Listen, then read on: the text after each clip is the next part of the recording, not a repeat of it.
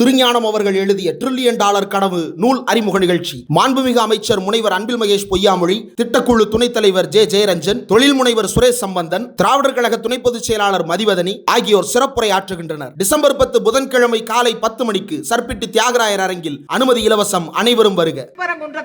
திடீர்னு தீபத்தூண் நமக்கு ஆகம விதிகள் பெருசா ஆகாது, வராது. ஆனா நீதியரசர் GR சுவாமிநாதனுக்கு ஆகம விதிகள் தெரியாம இருக்க வாய்ப்பே இல்லை. அங்க எல்லாரும் என்ன சொல்றாங்க, 3ஆம் தேதி தாங்க கார்த்திகை தீபம். அப்ப ஏத்தி முடிச்சாச்சுங்க. வழக்கமா ஏத்துற இடத்துல 3ஆம் தேதி கார்த்திகை முடிஞ்சு போச்சு. GR சுவாமிநாதன் என்னைக்கு ஏத்த சொல்றாருன்னா 4ஆம் தேதி சொல்றாரு. அது அந்த கோயில் வழக்கத்திலேயே இல்லைன்னு சொல்றாங்க. அடுத்தது இந்த ராம ரவிக்குமார்னு பெட்டிஷனர், அவரை 4ஆம் தேதி ஏத்த சொல்றாரு. ஆனா அங்க வழக்கம் என்ன, கோயில் பட்டர்கள் தான் ஏற்றுவார்கள். அப்ப இவங்களுக்கெல்லாம் என்னன்னா, வேணும்னா விதிங்க, வேண்டாம்னா தூக்கி போட்டு மிதி. இதுதான் சங் பரிவாரத்தினுடைய சட்டமாக நடைமுறையாக இருக்கிறது. நீதித்துறையின் ஒரு பகுதியும் அதற்கு இரையாகி இருக்கிறது என்பது கவலைக்குரிய விஷயம். தமிழக தொல்லியல் துறையில இருக்கக்கூடிய முன்னாள் அதிகாரிகள் அவங்க எல்லாம் என்ன சொல்றாங்க, அதெல்லாம் பிரிட்டிஷ் காலத்துல அளந்து நடப்பட்ட எல்லை தூண்கள். இது ஒரு தூண் அல்ல, இதே மாதிரி 3 தூண் இருக்கான் திருப்பரங்குன்றத்துல. பல மலைகள்ல குன்றுகள்ல இந்த மாதிரி தூண் இருக்கா. அப்ப திருப்பரங்குன்றத்துல 3 தூண் இருக்கும் போது ஏன் இந்த தூணை தேர்வு பண்ணீங்க? ரொம்ப சிம்பிள். தர்காவுக்கு பக்கத்தில் எந்த தூண் இருக்கிறதோ அதுதாங்க எங்க தூண் என்று அவர்கள் சொல்லிக் கொண்டு இருக்கிறார். அப்படின்னா என்னங்க அர்த்தம்? பக்தி அல்ல, மக்களுடைய மத உணர்வை பயன்படுத்தி நடக்கிற அரசியல் சதி. அதனால தீபத்தூண் தீபத்தூண் தீபத்தூண் இப்ப நம்மளும் பேசும்போது தீபத்தூண் தீபத்தூண் பேசி அதுவே கோர்ட் ரெக்கார்ட்ல, அதுவே அரசாங்க ரெக்கார்ட்ல எல்லாமே அதுவாக பதிவு செய்யப்படும். அதனால வார்த்தைகளுக்கு பின்னால் அரசியல் இருக்கிறது என்பதை கவனிக்க வேண்டும் என்பதையும் நான் சுட்டிக்காட்டுகிறேன். பயங்கரமா சமூக மீடியாவை கலக்கிற 2-3 ஆட்கள் இருக்காங்க. இதுல பெருசா ஒன்னும் சத்தத்தை காணும். தாவேகா விஜய் அவர்கள், நாம் தமிழர் சீமான் அவர்கள் எதிர்த்து சொல்லி இருக்காங்க. நான் இல்லைன்னா சொல்லல. வாயில வடை சுட்டா எப்படிங்க முடியும்? அரசாங்கம் அமல்படுத்திருச்சு. அரசியல் பேசுகிற, அரசியல் கட்சி நடத்துகிற, நான் தான் அடுத்த முதல்வர் என்று சொல்லுகிற யாராக இருந்தாலும் ஒட்டுமொத்த தொழிலாளி வர்க்கம், உழைக்கும் மக்கள் சந்திக்கிற இந்த மிகப்பெரிய சவாலை தடுத்து நிறுத்த முன்வரவில்லை என்று சொன்னால் அவர்கள் ஆள்வதற்கு தகுதியற்றவர்கள், மக்களை பற்றி பேசுவதற்கு தகுதியற்றவர்கள், அரசியலில் நீடிப்பதற்கு தகுதியற்றவர்கள் என்ற முறையிலே தான் நாம் நிலைப்பாடு எடுக்க வேண்டிய அவசியம் இருக்கிறது. இந்த போராட்டம் மிக முக்கியத்துவம் வாய்ந்த போராட்டம். இந்திய சமூகத்தினுடைய உயிர் நாடியாக தொழிலாளி வர்க்கம் இருக்கிறது. ஆனால் இந்த சட்ட தொகுப்பின் மூலம் தொழிலாளி வர்க்கத்தினுடைய உரிமைகள், நலன்கள் அனைத்தும் சவப்பெட்டியிலே இடப்பட்டு அதை மூடி ஆணி வைத்து அரைகிற ஒரு வேலையைத்தான் இந்த 4 சட்ட தொகுப்புகள் மூலமாக தொழிலாளர் விரோத மோடி அரசு செய்திருக்கிறது என்பதை பார்க்கிறோம். எனவே அது ரத்து செய்யப்பட வேண்டும் என்பது தொழிலாளி வர்க்கத்தை பாதுகாக்கக்கூடிய ஒரு போராட்டம், இந்திய சமூகத்தை பாதுகாக்கக்கூடிய ஒரு போராட்டம், இந்திய வளர்ச்சி அனைவருக்கும் உரித்தானது என்பதை பதிவு செய்கிற ஒரு போராட்டம். இதற்கெல்லாம் காரணமாக இருக்கக்கூடிய கார்ப்பரேட் ஆதரவு, நவீன தாராளமய கொள்கைகளுக்கு முற்றுப்புள்ளி வைக்க வேண்டும் என்று முழக்கமிடுகிற போராட்டம். எனவே இந்த போராட்டம் அதிகமான மதிப்பு வாய்ந்தது, முக்கியத்துவம் வாய்ந்தது என்பதை நான் முதலில் பதிவு செய்கிறேன். இது எதுக்காக வந்தது? அரசு சார்பில் பல கருத்துக்கள் சொல்லப்படுது. சிம்பிளிஃபை, சட்டங்களை எளிமைப்படுத்த, மாடர்னைஸ், சட்டங்களை தற்காலத்திற்கு ஏற்ற விதத்தில் நவீனப்படுத்த, சாய்ஸ், உங்களுக்கான விருப்ப தேர்வை அளிக்க, பிளெக்சிபிலிட்டி, ஒரு நெகிழ்வுத்தன்மையை ஏற்படுத்த. 2 கேள்விகள் நமக்கு முன்னால வருது. ஒரு கேள்வி, இதெல்லாம் யார் கேட்டா? இந்த சட்டங்களை எல்லாம் எளிமைப்படுத்துங்கள், நவீனப்படுத்துங்கள், விருப்ப தேர்வை கொடுங்கள், நெகிழ்வுத்தன்மை வேண்டும் அப்படிங்கிற இந்த கோரிக்கையெல்லாம் யாரோட கோரிக்கை?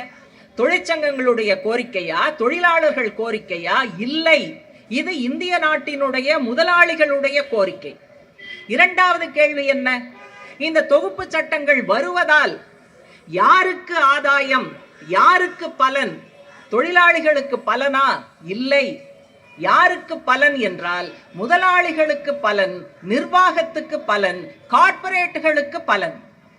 ஆக என்ன கேள்வி கேட்டாலும் கார்ப்பரேட்டுகளுடைய நலன்களுக்கு சாதகமாக தொழிலாளிகளுடைய உரிமைகளை பறிகொடுத்து கொண்டு வரப்பட்ட இந்த சட்டத்தினுடைய ஒரே ஒரு அங்குலத்தை கூட அமல்படுத்துவதற்கு இந்திய உழைப்பாளி மக்கள் அனுமதிக்க மாட்டார்கள் என்பதற்கு கட்டியம் கூறுகிற விதமாகத்தான் இந்த கண்டன இயக்கத்தை நாம் நடத்தி கொண்டு இருக்கிறோம்.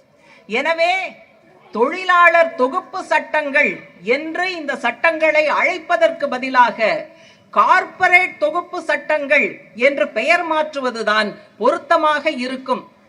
அதே கையோடு லேபர் மினிஸ்ட்ரி என்பதை கார்ப்பரேட் மினிஸ்ட்ரி என்று மாற்ற வேண்டிய அவசியமும் இருப்பதாகத்தான் எனக்கு படுகிறது. எனவே இந்த முறையிலே கொஞ்ச நஞ்சம் சட்ட பாதுகாப்பு இருப்பதையும் வெட்டி சாய்த்து 29 சட்டங்களை 4 தொகுக்கிறோங்கிறீங்க. நீங்க 4 தொகுத்தாலும் 8 தொகுத்தாலும் 12 தொகுத்தாலும் எண்ணிக்கை அல்ல எங்களுக்கு பிரச்சனை. 29 சட்டங்கள்லையும் தொழிலாளிகளுடைய உரிமைகள் பாதுகாக்கப்படுவதற்காக இருந்த விஷயங்கள் இதுல இருக்கா இல்லையாங்கிறது தான் கேள்வி. ஏற்கனவே இருந்த உரிமைகள் இல்லை என்பது மட்டுமல்ல, இன்னும் மோசமான பல ஷரத்துகளை தாங்கியதாகத்தான் இந்த தொகுப்பு சட்டங்கள் வந்திருக்கிறது. இதுவரைக்கும் நம்மெல்லாம் எதுக்காக போராடணும்? சாம்சங் போராட்டம் உள்பட சமீப காலத்துல நம்ம பார்த்தோம். தொழிற்சங்கம் அமைக்க உரிமை வேண்டும், தொழிலாளிகளுக்கு குறைந்தபட்ச பாதுகாப்பு வேண்டும், குறைந்தபட்ச ஊதியம் அமலாக்கம் செய்ய வேண்டும், இப்படியான கோரிக்கைகள். அப்பெல்லாம் நம்ம என்ன சொல்லுவோம்?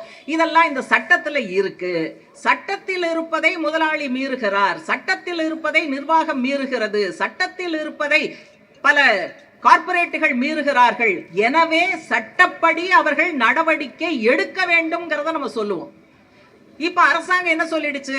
இதெல்லாம் சட்டத்துல இருக்கிறதுனால தானே நீங்க சட்டத்தை அமல்படுத்துங்கிறீங்க. அப்ப சட்டத்துல இந்த விஷயங்களை எல்லாம் எடுத்து விடுகிறோம் அப்படின்னா என்ன அர்த்தம்? கடந்த காலத்தில் நடந்த சட்ட மீறல்கள் அது முழுக்க இன்றைக்கு சட்ட ரீதியாக அனுமதிக்கப்பட்ட விஷயங்களாக இந்த தொகுப்பு சட்டங்கள் மாற்றி இருக்கிறது. இதை முன்வைக்கும் போது தேன் தடவிய வார்த்தைகளை, பசப்பு வார்த்தைகளை, பாசாங்கு வார்த்தைகளை மோடி அரசாங்கமும் அவர்களுக்கு ஜால்ரா போடுகிற சக்திகளும் கார்ப்பரேட்டுகளும் அவர்களுக்கான ஊடகங்களும் முன்வைத்துக் கொண்டிருக்கிறார்கள். ஆனா உண்மையிலேயே தேன் தடவியது போல வருகிற வார்த்தைகள் விஷம் தடவிய வார்த்தைகளாக, விஷம் தடவிய நடவடிக்கைகளாக இருக்கிறது என்பதை பார்க்க வேண்டும். இது வெறும் வார்த்தை அல்ல, இந்த சொல்லடுக்குகளுக்கு பின்னால் இருக்கக்கூடிய அரசியலை, சித்தாந்தத்தை புரிந்து கொள்ள வேண்டும் என்று சிபிஎம் சார்பாக நான் முன்வைக்க விரும்புகிறேன். லேபர் போர்ஸ் என்று கடந்த காலத்தில் சொல்வோம். உழைப்பு சக்தின்னு சொன்னாலே ஒரு கெத்து வருது, ஒரு வீரம் வருகிறது, ஒரு தைரியம் வருகிறது, ஒரு துணிச்சல் வருகிறது. ஆனா அதை என்னாக்கினாங்க? லேபர் மார்க்கெட், உழைப்பு சந்தை, உழைப்பாளர் சந்தை. சந்தையில என்ன பண்ணுவோம்? விரும்புனா வாங்குவோம், இல்லைன்னா வாங்க மாட்டோம். வாங்கின காயில, கத்திரிக்காயில ஒரு 4 கத்திரிக்காய் அழுகி கிடந்ததுன்னா கடைக்காரர்கிட்ட போய் இதை தூக்கி போட்டுடலாமா அப்படின்னு கேட்க மாட்டோம். நம்மளே முடிவு பண்ணி அழுகிய கத்தரிக்காயை தூக்கி போடுவோம்.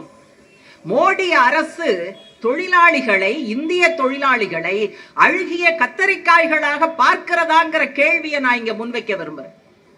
என்ன நினைச்சுக்கிட்டு இருக்கீங்க? தொழிலாளி வர்க்கம் இல்லாமல், உழைப்பாளி மக்கள் இல்லாமல் இந்த சமூகத்தினுடைய அச்சாணி ஒரு சுற்று சுற்றுவதற்கு கூட வாய்ப்பில்லை என்பதை நீங்கள் நினைவில் வைத்துக் கொள்ளுங்கள். தொழிலாளிகள் மீது கை வைக்கிறீர்கள் என்று சொன்னால் முன்னோக்கி சுழல வேண்டிய சமூகத்தினுடைய சக்கரத்தை சுழல்வதிலிருந்து நீங்கள் தடுத்து நிறுத்துகிறீர்கள் என்று அர்த்தம். எனவே லேபர் போர்ஸ லேபர் மார்க்கெட்டா மாத்தினாங்க. சுதந்திர வர்த்தகம், ஃப்ரீ ட்ரேட் அக்ரிமெண்ட் அப்படின்லாம் வார்த்தைகள் கேள்விப்படுறோம். யாருக்கான சுதந்திரம்னா முதலாளிகளுக்கான சுதந்திரம். எதிலிருந்து சுதந்திரம் அப்படின்னா இந்த தொழிலாளர் நல சட்டங்களை அமல்படுத்துகிற அந்த கட்டுப்பாட்டில் இருந்து சுதந்திரம். இந்த தொகுப்பின் மூலமாக அது தரப்படுகிறது. உலகமயம்னு பேசுறோம். எது உலகமயம்? அனைத்துமே நம்முடைய ஊர், அனைவரும் நம்முடைய உறவினர்கள் என்று சொல்லக்கூடிய யாதும் ஊரே யாவரும் கேளீர் என்கிற உலகமயம் அல்ல. மூலதனம், குறிப்பாக நிதி மூலதனம், அனைத்து நாடுகளுக்கும் விருப்பம் இருந்தால் போகும், லாபம் கிடைத்தால் அங்கு இருக்கும், லாபம் இல்லை என்றால் அந்த நாட்டை விட்டு வெளியேறும். இந்த நடமாட்டத்திற்கு சுதந்திரம் வேண்டும். உலகம் முழுக்க அது சுற்றுவதற்கான அனுமதி வேண்டும், தடைகள் இருக்கக்கூடாது. அதுதான் இன்றைக்கு உலகமயம். பாபர் மசூதி பிரச்சனை எடுத்துக்கங்க. பாபர் மசூதி என்று பேசிக் கொண்டிருந்தோம். அப்புறம் ஒரு கட்டத்துல சர்ச்சைக்குரிய கட்டுமானம்னு அது மாறுச்சு. அப்புறம் ஒரு கட்டத்துல அயோத்தின்னு மாறுச்சு. தீர்ப்பு வரும்போது அயோத்தி பிரச்சனை இல்ல தீர்ப்பு என்று மாறியது.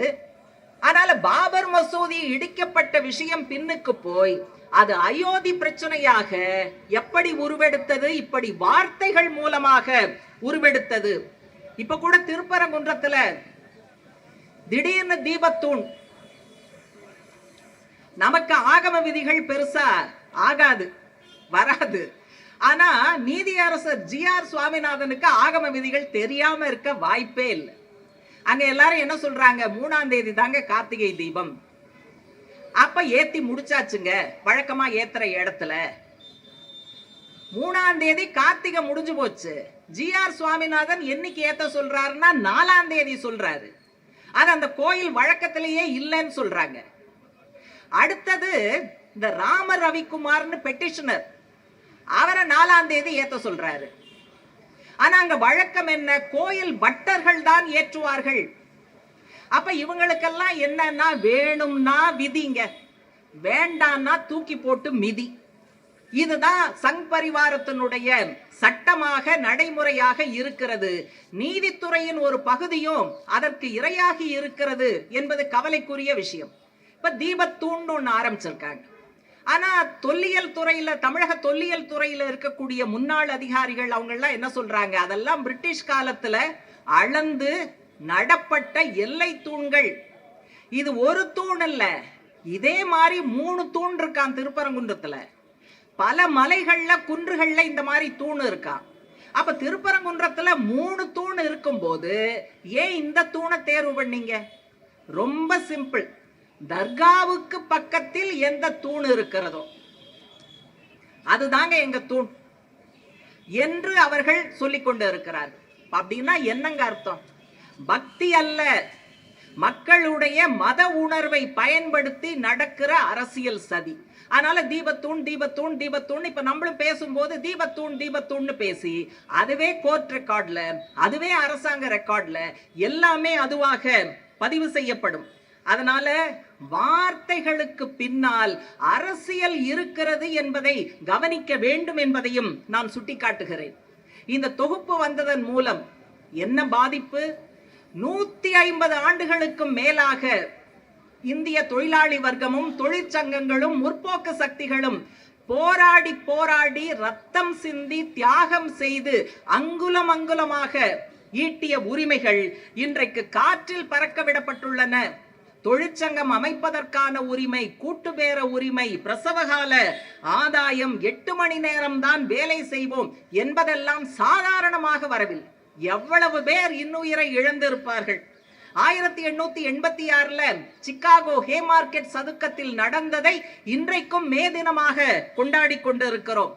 அன்றைக்கு தூக்கிலேற்றப்பட்ட 4 தொழிற்சங்க தலைவர்கள், தியாகிகள் என்ன சொன்னார்கள்? நாங்கள் உயிரோடு இருந்தால் குரல் எழுப்பி நாங்கள் பேசுவதை காட்டிலும் நாங்கள் இறந்த பிறகு எங்கள் மௌனம் உறக்க பேசும் என்று சொன்னார்கள். இன்றைக்கு வரைக்கும் தியாகம் செய்த அந்த தோழர்களுடைய மௌனம் உறக்க பேசிக் கொண்டிருப்பதை பார்க்கிறோம். இன்றைக்கு நாம் நடத்துகிற கண்டன ஆர்ப்பாட்டம் கூட அவர்கள் மௌனம் உறக்க பேசுவதற்கு ஈடான ஒரு விஷயம் என்பதை பார்க்க வேண்டும். அதனால இந்திய தொழிலாளி வர்க்கம் லேசுப்பட்டதுன்னு நினைக்காதீங்க. உங்க அப்பனாக இருக்கக்கூடிய பிரிட்டிஷ் ஏகாதிபத்தியத்தையே எதிர்த்து போராடி இருக்கிறது. கொள்ளைக்கார வம்சமான உங்களை எதிர்த்து போராடுவது பெரிய கடினமான விஷயம் அல்ல. அந்த சவாலை நிச்சயமாக இந்திய தொழிலாளி வர்க்கம் சந்திக்கும் என்பதை எடுத்து சொல்ல விரும்புகிறேன். அடுத்து இந்த தொகுப்புனால பிரச்சனைகள் அப்படின்னா பின்னாலேயும் தோழர்கள் பேசுவாங்க. 70% தொழிலாளிகளுக்கு மேல இந்த சட்டத்திலிருந்து வெளியேதான். சட்டத்திலிருந்து வெளியே தான். முறைசாரா தொழிலாளி, ஒப்பந்த தொழிலாளி, கேஷுவல் தொழிலாளி, ஹோம் பேஸ் தொழிலாளி, செல்ஃப் எம்ப்ளாய்ட் தொழிலாளி, புலம்பெயர் தொழிலாளிகள், கிக் தொழிலாளிகள் என்று அத்தனை பேரும் சட்ட பாதுகாப்பு என்கிற வளையத்திலிருந்து வெளியே நிறுத்தப்பட்டிருக்கிறார்கள். நிரந்தர பணி என்று இனிமேல் வாய் திறந்து கேட்கவே முடியாது. தற்காலிக பணியை, கேஷுவல் பணியை சட்டமாக்குவதற்கு, நிரந்தரமாக்குவதற்கு அவர்கள் முயற்சிக்கிறார்கள். தற்காலிக பணி நிரந்தரமாக்கப்படுவதற்கான முயற்சி தான் இந்த சட்ட தொகுப்பில் இருக்கிறது. 100 தொழிலாளிகளுக்கு மேலே இருந்தால் முதலாளிகள் என்னென்ன செய்ய வேண்டும் என்று இருந்த நிபந்தனைகள் கூட முதலாளிகளுக்கு வலிக்கிறதாம். ஆகவே 100 300 ஆக்கிட்டாங்க. 300 தொழிலாளிகளுக்கும் மேற்பட்ட தொழிலாளிகள் வேலை செய்கிற இடத்தில்தான் முதலாளி ஆலை மூடல் செய்தால், ரிட்ரென்ச்மெண்ட் செய்தால் அரசாங்கத்திடம் அனுமதி யாரு கேட்கணும்? 300 பேருக்கு மேல வேலைக்கு வச்சிருந்தாத்தா அந்த முதலாளி கேட்கணும். ஆனா இந்தியாவில் 90% நிறுவனங்கள்ல 300க்கும் குறைவாகத்தான் இருக்கிறார்கள். அப்ப என்ன வரும்? Higher and fire. விருப்பம் இருந்தால் வேலைக்கு எடுப்போம், இல்லை என்றால் தூக்கி போடுவோம். அதுல எந்த சட்ட பாதுகாப்பும் இல்லை. அதே போல 300 பேருக்கும் அதிகமாக தொழிலாளிகள் இருக்கிற இடத்துல தான் ஸ்டாண்டிங் ஆர்டர் அமலுக்கு வரும். ஸ்டாண்டிங் ஆர்டர்ங்கிறது என்ன? அந்த தொழிலாளியினுடைய பணி நிலை பாதுகாப்பு சம்பந்தமான சம்பளம், விடுப்பு, போனஸ் உள்ளிட்ட விஷயங்கள் ஸ்டாண்டிங் ஆர்டர்ல. ஆனா இங்க என்ன வந்துருச்சு? 300 பேருக்கும் குறைவாக பணியாற்றுகிற நிறுவனங்கள்ல ஸ்டாண்டிங் ஆர்டர் கொடுக்க வேண்டிய அவசியம் இல்லை. ஏன்னா அந்த ஆர்டர் கையில இருந்தாதான் நம்ம போய் பேசுவோம். நீங்க வேலைக்கு எடுக்கும் போது இதெல்லாம் சொன்னீங்களே, ஏன் நடத்தலன்னு. ஆர்டரே கையில இல்லைன்னா முதலாளி வச்சதுதாங்க சட்டம். அதனால இன்னைக்கு சட்டம் எதுவும் கிடையாது. எது சட்டம்னா முதலாளி வச்சதுதான் சட்டம், நிர்வாகம் வைத்ததுதான் சட்டம் அப்படிங்கிற இடத்துலதான் இருக்கு. ஸ்ட்ரைக் பண்ணணும்னா 60 நாள் நோட்டீஸ் கொடுக்கணும். இல்லைன்னு சொன்னா ஸ்ட்ரைக் சட்டவிரோதம். இந்த சட்டவிரோத ஸ்ட்ரைக்ல கலந்து கொள்கிற தொழிலாளிகளும், இந்த வேலை நிறுத்த அறைகூவலை கொடுக்கிற தொழிற்சங்கங்களும் தண்டனைக்கு உள்ளாக்கப்படும், அபராதம் விதிக்கப்படும். அதனால தண்டனையும் அபராதமும் யாருக்கு? தொழிலாளிகளுக்கும் தொழிற்சங்கத்துக்கும். ஆனா கடந்த காலத்துல சில சட்டங்களை அமல்படுத்தாவிட்டால், ஃபேக்டரி இன்ஸ்பெக்ஷன் நடக்குது, இன்ஸ்பெக்டரை உள்ள விடாம மறுச்சா, இதெல்லாம் முதலாளிகள் செஞ்சா, நிர்வாகம் செஞ்சா அவங்களுக்கு தண்டனை, அவங்களுக்கு அபராதம் இருந்தது. அதை பூரா ரிலாக்ஸ் பண்ணிட்டாங்க. அதனால தண்டனையும் அபராதமும் நமக்கு, அதிலிருந்து விடுதலை முதலாளிகளுக்கு என்ற நிலைமை. மாஸ் கேஷுவல் லீவ் போட்டா கூட அது சட்டவிரோத வேலை நிறுத்தத்திற்கு ஒப்பானதாகும் என்று தொழிலாளிகளுடைய அடிப்படையான கூர்மையான வேலை நிறுத்த ஆயுதத்தை கூட நம்மிடமிருந்து பறித்து நம்மை எல்லாம் நிராயுதபாணியாக ஆக்குகிற வேலையை இந்த அரசாங்கம் செய்திருக்கிறது. மாநில அரசுகளோட கலந்து பேசல. எல்லாம் கொரோனா பீரியட்ல விவாதத்திற்கே அனுமதி இல்லாமல் இந்த 4ல் 3 சட்ட தொகுப்பு மாநிலங்களவையில 2 மணி நேரம் விவாதத்துல நிறைவேற்றப்பட்டது. அப்படின்னா எப்படி இருக்குங்கிறத பாருங்க. இப்படியான பல மோசமான அம்சங்கள் இதுக்குள்ள இருக்கு. அதனால நிறைவாக சிபிஎம் சார்பிலே என்ன சொல்ல விரும்புகிறேன் என்று சொன்னால், இந்த நாட்டினுடைய மிகப்பெரிய உற்பத்தியாளர்கள் 2 பேர். நமக்கெல்லாம் உற்பத்தியாளர்னா முதலாளி ஞாபகம் தான் வருவது போல அரசாங்கமும் ஊடகங்களும் பண்ணியிருக்கு. உண்மையிலேயே மிகப்பெரிய உற்பத்தியாளர்கள் இந்தியாவில் தொழிலாளிகளும் விவசாயிகளும் தான். விவசாயத்துல கார்ப்பரேட் நுழைவதற்கான கருப்பு சட்டங்கள் கொண்டு வர முயற்சி பண்ணீங்க. ஓராண்டு விவசாயிகளுடைய மகத்தான போராட்டம் அதனை சற்று பின்னுக்கு தள்ளி வைத்திருக்கிறது. இன்னொரு மிகப்பெரிய உற்பத்தியாளர் பகுதி தொழிலாளிகள். அவர்களை ஒன்றுமில்லாதவர்களாக ஆக்குவதற்கான முயற்சியை நீங்கள் மேற்கொண்டு வருகிறீர்கள். இந்த நடவடிக்கைக்கு பின்னால் ஒரு அரசியல் இருக்கிறது, ஒரு சித்தாந்தம் இருக்கிறது என்பதை மறந்துவிடக் கூடாது. தொழிலாளிகளை பிழிய பிழிய சுரண்டினால்தான் உபரி உழைப்பு என்பது கிடைக்கும், உபரி மதிப்பு என்பது கிடைக்கும். அதுதான் முதலாளியின் லாபமாக மாறுகிறது. ஆகவே கார்ப்பரேட் ஆதரவு முதலாளித்துவ சித்தாந்தத்தை அடிப்படையாக வைத்துதான் இந்த சட்டங்கள் வந்திருக்கின்றன. எனவே சட்ட தொகுப்பை எதிர்த்தால் மட்டும் போதாது, அதற்கு பின்னால் இருக்கக்கூடிய இந்த கார்ப்பரேட் ஆதரவு கொள்கைகளையும் அதே போல சித்தாந்தத்தையும் எதிர்ப்பதற்கு நாம் முன்வர வேண்டும். எது நடந்தாலும் பயங்கரமா சமூக மீடியாவை கலக்கிற 2-3 ஆட்கள் இருக்காங்க. இதுல பெருசா ஒன்னும் சத்தத்தை காணும். தாவேகா விஜய் அவர்கள், நாம் தமிழர் சீமான் அவர்கள் எதிர்த்து சொல்லி இருக்காங்க. நான் இல்லைன்னா சொல்லல. இங்க வாயில வடை சுட்டா எப்படிங்க முடியும்? அரசாங்கம் அமல்படுத்திருச்சு. எல்லா மாநில அரசுகளும் அதை நடத்தித்தான் ஆகணும், மேண்டேட்டரி, நீங்க செஞ்சுதான் ஆகணுங்குது. விரும்பாத அரசுகள் கூட செய்ய வேண்டும் என்ற நிர்பந்தம். இடதுசாரிகள் ஆளுகிற கேரளா அமல்படுத்த மாட்டோம் என்று சொல்லி இருக்கிறார்கள். அப்படி எல்லா மாநில அரசுகளும் முன்வர வேண்டிய தேவை என்பது இருக்கிறது. அதனால இந்த போராட்டம் என்பது சாதாரணமான போராட்டம் அல்ல. கடந்த கால வரலாறை கையில் எடுத்து அடுத்து வரக்கூடிய தலைமுறையிடம் நாங்களும் அப்படிப்பட்ட வரலாற்றை தொடர்ந்து முன்னெடுத்தோம். உரிமைகளுக்காக நாங்கள் உயிர் தியாகம் செய்தோம். உரிமைகளுக்காக சமரசமின்றி எங்களுடைய போராட்டத்தை நடத்தினோம் என்று சொல்லுகிற ஒரு இடத்திற்கு வர வேண்டும். அரசியல் பேசுகிற, அரசியல் கட்சி நடத்துகிற, நான் தான் அடுத்த முதல்வர் என்று சொல்லுகிற யாராக இருந்தாலும் ஒட்டுமொத்த தொழிலாளி வர்க்கம், உழைக்கும் மக்கள் சந்திக்கிற இந்த மிகப்பெரிய சவாலை தடுத்து நிறுத்த முன்வரவில்லை என்று சொன்னால் அவர்கள் ஆள்வதற்கு தகுதியற்றவர்கள், மக்களை பற்றி பேசுவதற்கு தகுதியற்றவர்கள், அரசியலில் நீடிப்பதற்கு தகுதியற்றவர்கள் என்ற முறையிலே தான் நாம் நிலைப்பாடு எடுக்க வேண்டிய அவசியம் இருக்கிறது. எனவே தோழர்கள் சொன்னதை போல இந்த போராட்டம் முடிவல்ல, ஆரம்பம். ஓராண்டு விவசாயிகள் போராட்டம் நமக்கு நல்ல படிப்பினைகளை கொடுத்திருக்கிறது. சாதி என்பார்கள், மதவெறி என்பார்கள், இவற்றையெல்லாம் பின்னுக்கு தள்ளி புறந்தள்ளி தொழிலாளி என்கிற முறையில், உழைப்பாளி என்கிற முறையில் அனைத்தையும் ஒதுக்கி ஒற்றுமை காப்போம், போராடுவோம் என்கிற உறுதியேற்கக்கூடிய விதத்தில் இந்த ஆர்ப்பாட்டம் அமைய வேண்டும் என்று கேட்டு வாய்ப்புக்கு நன்றி சொல்லி நிறைவு செய்கிறேன்.